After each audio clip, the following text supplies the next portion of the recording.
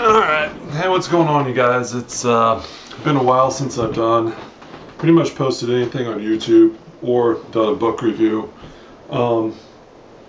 Basically my computer got a virus and I'm still working on fixing it, so that's kind of delayed uploading anything. I'm actually doing this on an alternative camera. I'm going to do book review. I think it's 26, maybe 27, don't quote me on that.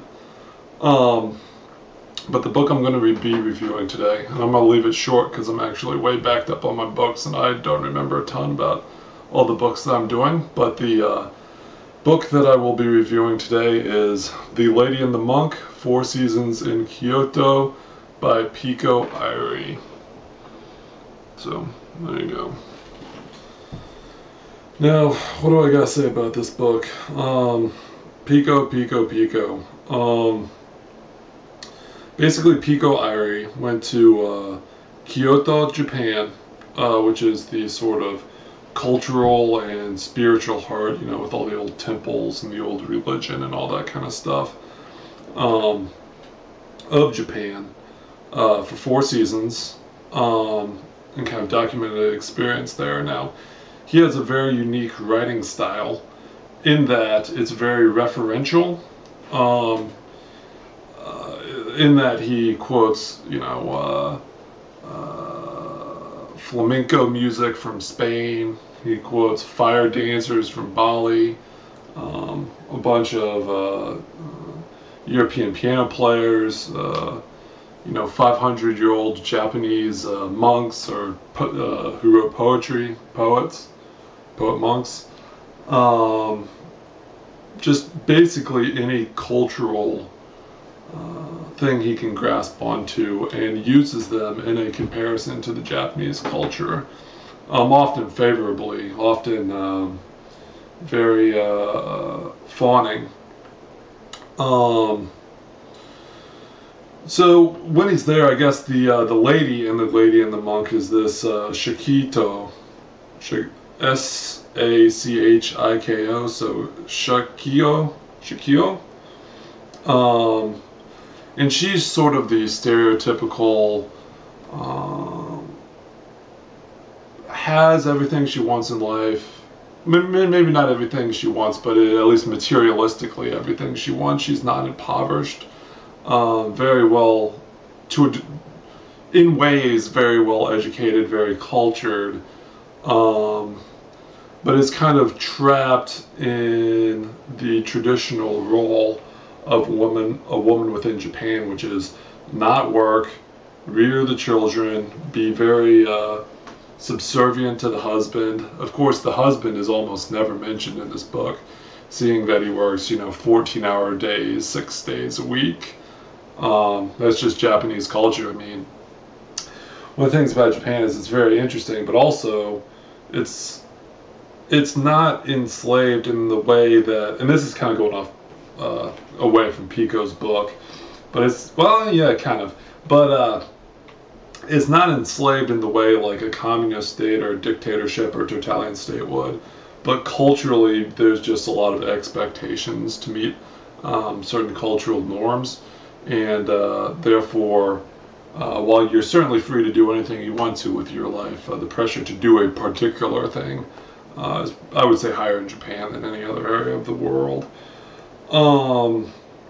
Okay, so getting back to the book, like I said, it's very contextual with all these different things. Of course, Pico engages in kind of what is kind of expected in Japan. He lives in a monastery for, I think, about half the time period. You know, I remember one story where he was had to sit for like 14 hours cross-legged without saying a word in the middle of winter time when it's like maybe freezing, 35 degrees Fahrenheit outside, something like that, for like 12 hours, and how it was extremely excruciating for him, but he also did it with 14 other monks who never complained or never did anything like that. Other stories, I guess I remember the jazz bar that Pico went to and met some of his expatriate friends who always seemed to engage in the surface of Japan, and a lot of this, what this book is about. Okay, I'll tell you about the jazz bar, and then I'll tell you kind of the surface thing. But engaged in sort of like jazz music, or people that would play like B.B. King covers, or Meadowgrass Lemon covers. I mean, once again, it's very referential to other countries, but they'd show up there with their Japanese girlfriends and enjoy the music, and the main thing was there was no argument on why they should be there among these men and their Japanese girlfriends, why they should be there, or why their significant others might enjoy this experience of going to this jazz bar or whatever. But as I mentioned, a lot of the expatriates kind of engaged in the surface imagery of Japan, which even Pico mentioned that a lot of Japanese actually get caught up in this.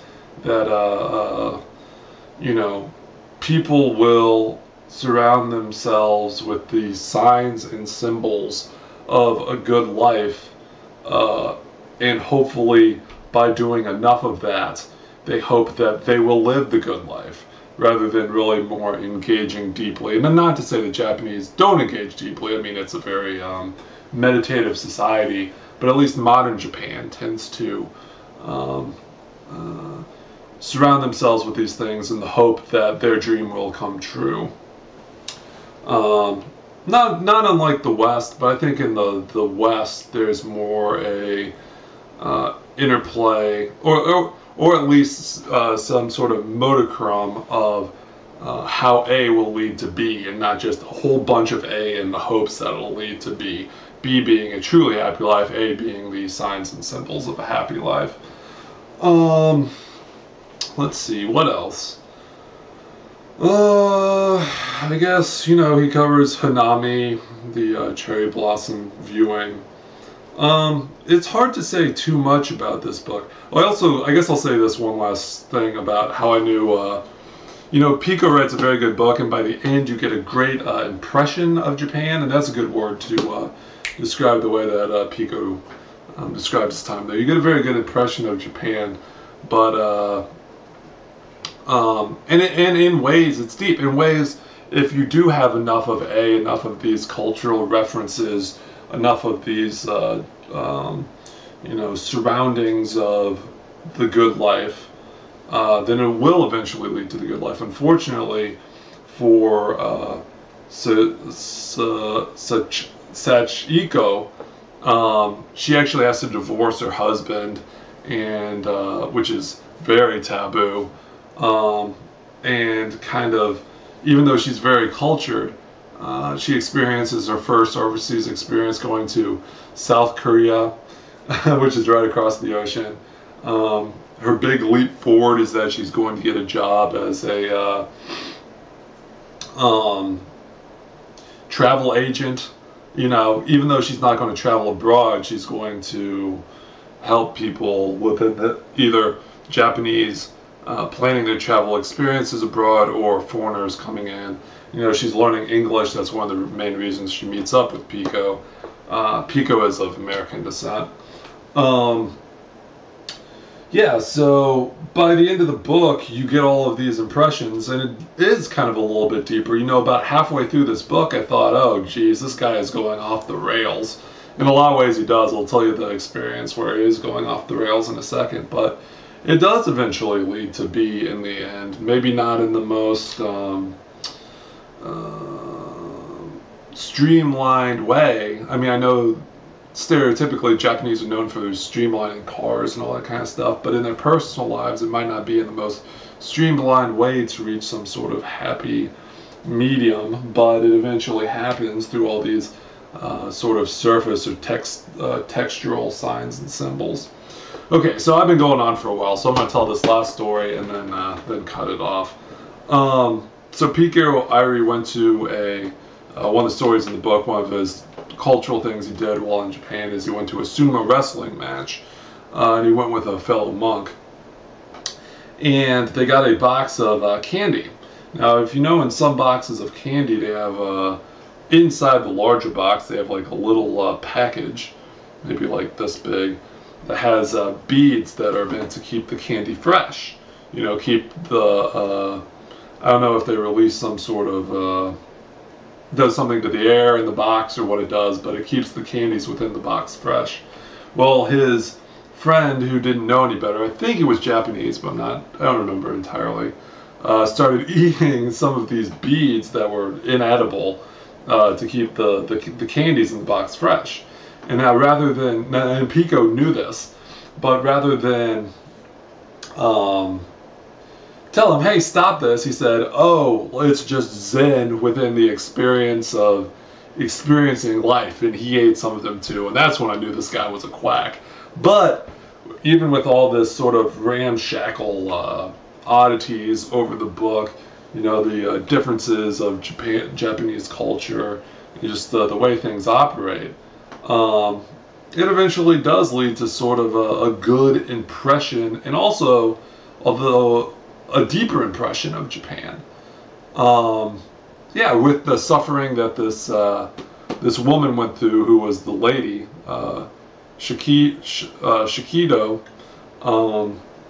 it really does sort of open a window that most Westerners don't get to see when they just see the surface Japan.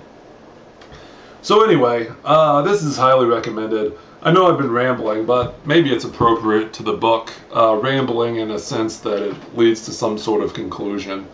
But yeah, anyway, The Lady and the Monk, 4 seasons in Kyoto. And I can guarantee you, it's been, I don't know, maybe 3 months since I read this book. So I guarantee you the second I turn the camera off, there's going to be something more I want to say, but I'm going to leave it at that. So, The Lady and the Monk by Pico Iyer. Alright, you're right. Alright, bye you guys. And I'm hoping to add some more videos soon, so hopefully you'll see some more. Alright, bye.